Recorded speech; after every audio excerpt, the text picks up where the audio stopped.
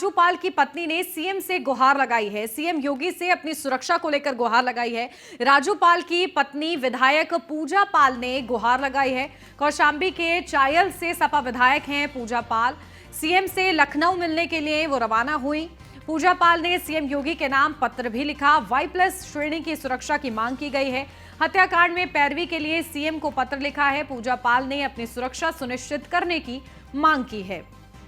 तो राजूपाल की पत्नी ने अपनी सुरक्षा की मांग की है। जिस तरीके से उमेश पाल की दिन दहाड़े हत्या की गई है इस पूरे मामले में, जो कि एकमात्र गवाह थे, उसके बाद अब पूजा पाल जो कि राजूपाल की पत्नी हैं, उन्होंने सीएम योगी आदित्यनाथ से को पत्र लिखा है और गुहार लगाई है कि उनको Y+ श्रेणी की सुरक्षा दी जाए और उनकी सुरक्षा की जिम्मेदारी सरकार सुनिश्चित कराए। इसको लेकर उन्होंने पैरवी की है और पैरवी करते हुए सीएम योगी आदित्यनाथ को उन्होंने पत्र भी लिखा है।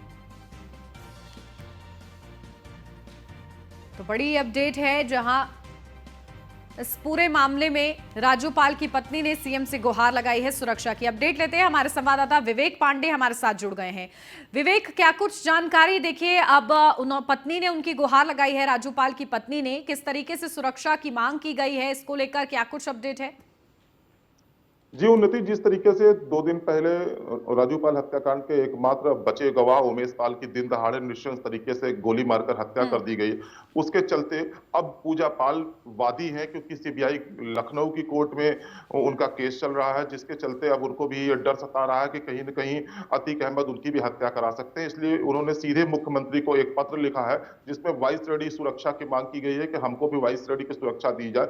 लगातार हमको जान से मारने की धमकियां मिल रही हैं और अतीक अहमद का नाम लिए हुए सीधे तौर पर उन्होंने कहा कि वो एक इंटरनेशनल अपराधी है, इंटरनेशनल माफिया है, जो कभी भी कुछ भी करा सकता है, जिसके चलते हमको सुरक्षा की जरूरत है। जिस तरीके से दिन दहाड़े प्रयागराज में ये हत्याकांड हुआ है, निश्चित तौर पर लोगों के अंदर डर आना लाजमी है, जिसको चलते पूजा पाल भी अपने सुरक्षा के लिए मुख्यमंत्री को एक पत्र लिखा है और Y श्रेणी सुरक्षा की मांग की गई। हालांकि पूजा पाल कौशांबी की सिराधु विधानसभा से इस समय समाजवादी पार्टी से विधायक भी हैं, जिन्होंने उप मुख्यमंत्री केशव प्रसाद मौर्य को करारी शिकस्त भी दी थी। उसके बाद से ही लगातार इनको धमकियों का जो सिलसिला है वो चलता चला आ रहा है और आज भी अतीक अहमद लगातार उनको धमकियां दे रहे हैं, ऐसा पूजा पाल का कहना है। जी बिल्कुल। फिलहाल सीएम योगी आदित्यनाथ इस पत्र की ओर क्या संज्ञान लेते हैं और Y कैटेगरी की सुरक्षा मिलती है कि नहीं, पूजा पाल को देखना होगा। ठीक है विवेक, बने रहिए आप हमारे साथ, लौटते हो आपके पास।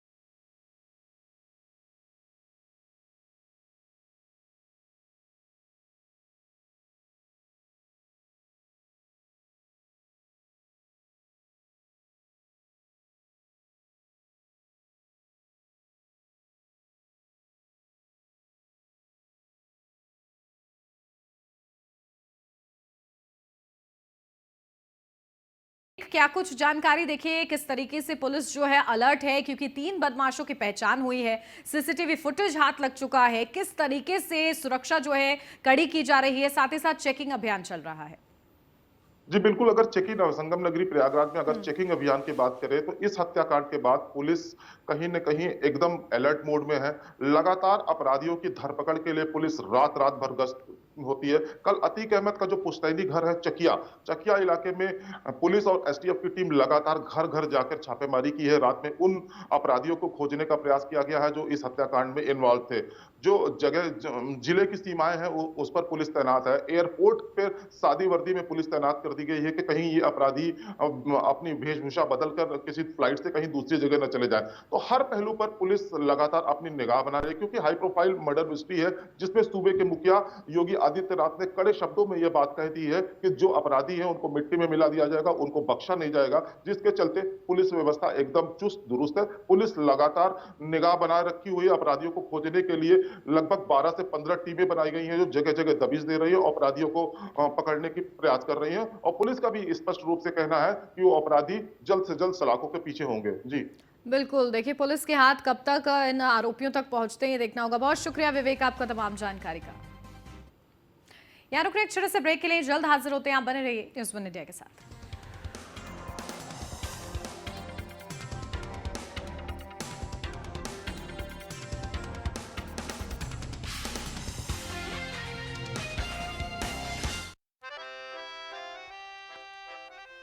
डैडी को पसंद क्लासिकल गाना और बेटा यमला पगला दीवाना, दोनों के अलग है रंग, पर दोनों का एक अनोखा स्वाद। कमला पसंद, अनोखा स्वाद।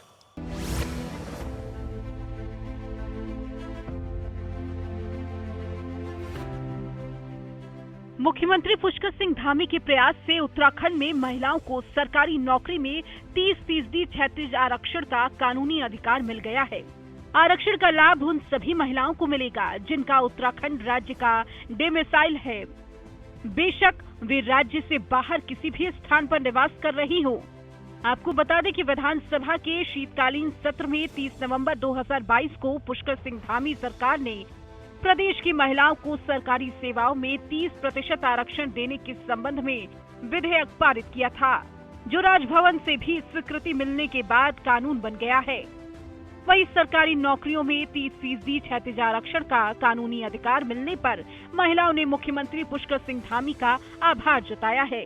गवर्नमेंट एक तरह से बूस्ट कर रही है वुमेन एम्पावरमेंट के लिए, इससे गर्ल्स को जॉब मिलेगी। उत्तराखंड सरकार है वो एक रिजर्वेशन ला रही है, तो मेरे हिसाब से वो चीज़ बहुत ज़्यादा सही है।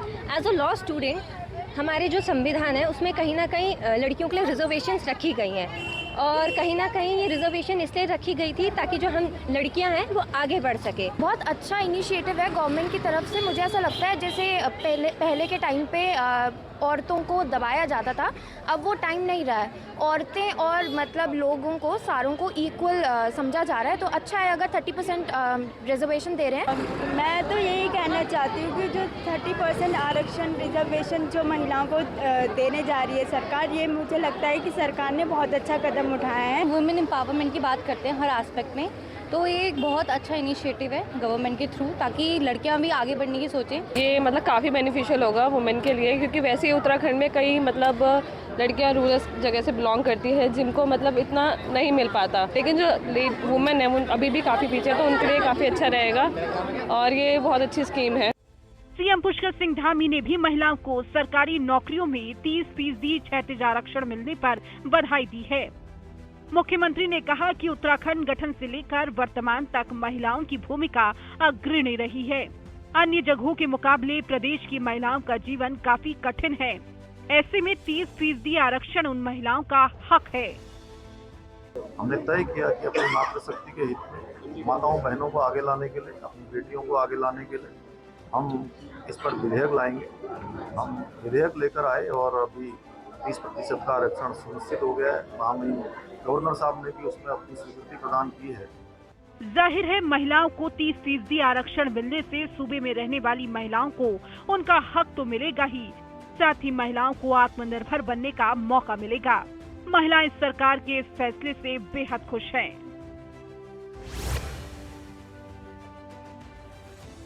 रूप मंत्रा आयुर्वेदिक फेस वॉश, इसमें है क्यूकम्बर के प्योर एक्सट्रैक्ट्स जो नेचुरली चेहरे को मॉइस्चराइज रखे।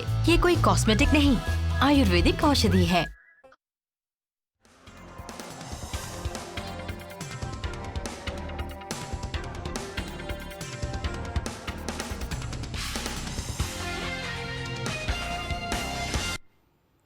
ब्रेक के बाद स्वागत है आपका। बढ़ते आगे, रुक करते बड़ी खबर का। प्रधानमंत्री नरेंद्र मोदी का कर्नाटक दौरा है आज। शिवमोगा एयरपोर्ट का उद्घाटन करेंगे, देश को 63 करोड़ के प्रोजेक्ट समर्पित करेंगे, पीएम किसान सम्मान निधि की 13वीं किश्त भी जारी करेंगे और इस मौके पर केंद्रीय मंत्री भी उनके साथ मौजूद रहेंगे।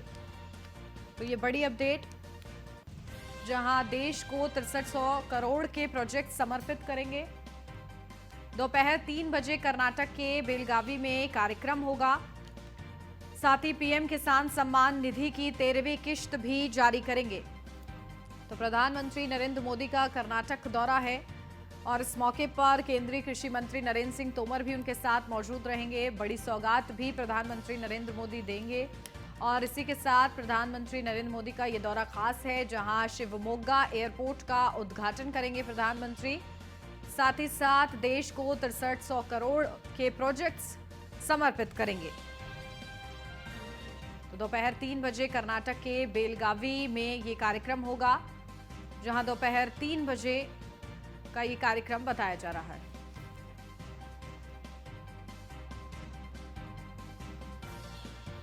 लखनऊ से अब खबर विधानसभा सत्र का आज 7वां दिन है। सत्र में आज भी विपक्ष हंगामा कर सकता है। आज नेता विरोधी दल का बजट को लेकर भाषण है। नेता सदन भाषण के बाद आज नेता विपक्ष अपना जवाब देंगे। तो आज सत्र का 7वां दिन है। 10 मार्च तक ये सत्र चलने वाला है और ऐसे में आज भी हंगामेदार होने के आसार हैं सत्र के, जहां आज नेता विरोधी दल का बजट को लेकर भाषण होगा। साथ ही साथ नेता सदन भाषण के बाद आज नेता विपक्ष जवाब देंगे। तो ऐसे में क्या जवाब दिए जाते हैं, क्या कुछ विपक्ष की तरफ से बातें की जाती हैं, ये आज सदन की कार्यवाही के दौरान देखना महत्वपूर्ण रहेगा। फिलहाल 7वां दिन आज सत्र का और 10 मार्च तक क्योंकि ये सत्र चलने वाला है, तो किस तरीके से जनता के लिए उपयोगी इस सत्र को बनाया जाता है, सदन में क्या कुछ बड़े मुद्दे उठाए जाते हैं आगे भी। इससे पहले कानून व्यवस्था से जुड़े हुए बड़े मुद्दे, कानपुर और प्रयागराज का मुद्दा उठाया गया, जिसको लेकर सीएम योगी आदित्यनाथ ने सख्त रुख भी अपनाया और सख्त लहजे में विपक्ष को जवाब भी दिया। और अब बारी है नेता सदन भाषण के बाद नेता विपक्ष की। तो ऐसे में नेता विपक्ष की तरफ से क्या कुछ जवाब दिया जाता है, बजट को लेकर क्या भाषण दिया जाता है, ये भी खास रहेगा। तो नेता सदन भाषण के बाद आज नेता विपक्ष जवाब देंगे। नोएडा से अब खबर, बड़े स्तर पर पुलिस अफसरों का transfer. Police commissioner Lakshmi Singh ने बदलाव किया है। आईपीएस शक्ति अवस्थी बनाए गए हैं ADCP Noida. Doctor Rajeev Dixit ADCP central बनाए गए हैं। अशोक कुमार एडीसीपी ग्रेटर नोएडा बने हैं। 2 एसीपी की तैनाती हुई है। तो पुलिस कमिश्नर लक्ष्मी सिंह ने बदलाव किया है। आईपीएस शक्ति अवस्थी बनाए गए हैं एडीसीपी नोएडा। इसी के साथ doctor Rajeev Dixit ADCP central बनाए गए हैं। ये बड़े बदलाव किए गए हैं। अशोक कुमार एडीसीपी ग्रेटर नोएडा बने हैं। तो 2 एसीपी की तैनाती हुई है और इसी के साथ बड़े स्तर पर पुलिस अफसरों के ट्रांसफर किए गए हैं। तो पुलिस कमिश्नर लक्ष्मी सिंह ने बदलाव किया है, ये बड़ा बदलाव, जहां ट्रांसफर सामने आए हैं। आईपीएस शक्ति अवस्थी बनाए गए हैं एडीसीपी नोएडा और इसी के साथ doctor Rajeev Dixit ADCP central बनाए गए हैं। निशांत शर्मा ब्यूरो चीफ नोएडा से हमारे साथ जुड़ गए हैं, सीधा उन्हीं का रुख करते हैं। निशांत, क्या कुछ जानकारी, देखिए बड़े ट्रांसफर सामने आए हैं, क्या कुछ अपडेट? क्राइम व्यवस्था को देखते हुए पुलिस लक्ष्मी सिंह ने बड़ा उलटफेर किया है जिले के अंदर अधिकारियों का, जहां एडीसीपी रैंक के अधिकारी और एसीपी रैंक के जो रजिस्टर्ड ऑफिसर हैं उनमें उलटफेर किया है, जिसमें आईपीएस शक्ति अवस्थी एडीसीपी नोएडा बनाए गए हैं। Doctor Rajeev Dixit ADCP central बनाए गए हैं। कार्यवाहक भी जो है अशोक कुमार एडीसीपी ग्रेटर नोएडा की भी तैनाती की गई है और जिसमें में जो